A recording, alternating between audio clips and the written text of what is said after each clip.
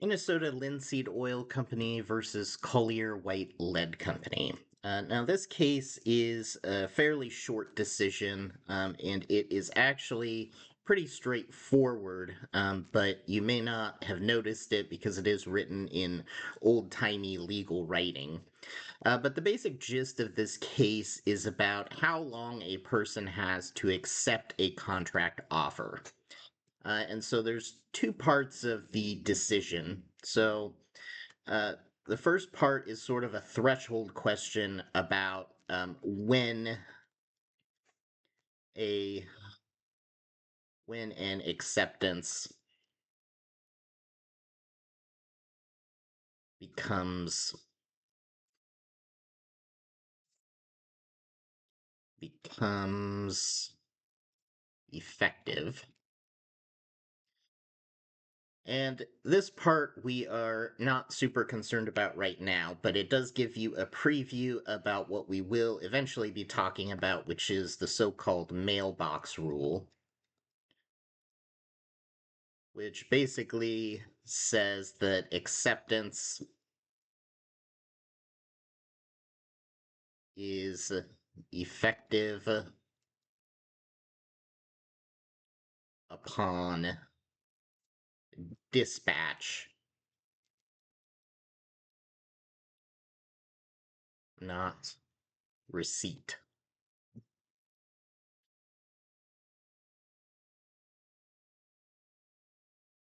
So the mailbox rule says that as soon as you put your acceptance in the mail, or um, if it's a fax machine, when you send the fax, so it's when it's sent out by the person who is accepting the offer, not when it is received by the person who made the offer. So that's the first part of the decision, and that's sort of a threshold question of when do we figure out when acceptance occurs? And then the second issue is um, whether acceptance was timely. So this second issue is what this case is important for. So this proposition, I want to imagine sort of a timeline of events. So we have this timeline, and at some point along this timeline, you have an offer made. So someone makes a contract offer, and then on the other end of this is when an offer expires. And this space in between where the contract offer is made and the contract offer expires is sort of the available time period for which a person can accept the offer. So we'll call this time frame the time frame of an open contract offer. So the rule is, of course, a person, as long as they accept the contract offer before it expires, then they can form a contract. If they wait too long uh, and the contract expires, then that offer is no longer available to be accepted, and there's no contract that's formed if someone tries to accept after the offer has expired. Now, the question is, how do we figure out when a contract offer expires? So the first sort of moment where a contract offer can expire is the easy one, and that's just the terms of the offer, or the stated deadline. So if the contract offer says that the offer is open for 1 month, then the offer expires by the deadline stated in the terms of the offer. Okay.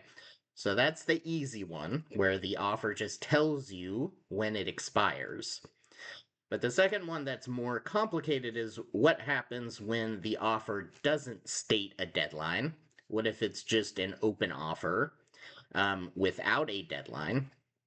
And in this case, the court says that the offer remains open for a reasonable time under the circumstances. And so when a contract offer uh, fails to state a deadline for how long it will be open, then the court has to impose sort of a deadline itself or a time frame after which the contract expires. And this is a pretty ambiguous standard as to when that expiration date is going to occur. And the court says that basically they look to industry standards and practices. What are the objective expectations of the parties? And this is not a set time frame, and it's going to depend on the context in which the contract offer is made. So, certain contract offers, especially in industries where there is a short turnaround, those expiration dates are going to be narrower. There's going to be a narrower window in which it is reasonable for someone to provide acceptance of the contract offer. In some contexts, if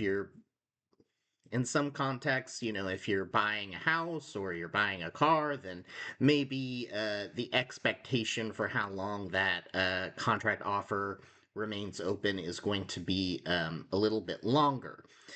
So it all just depends on the circumstances. But these are the two rules. So if the contract offer states a deadline, then that deadline sort of controls how long the contract offer is open.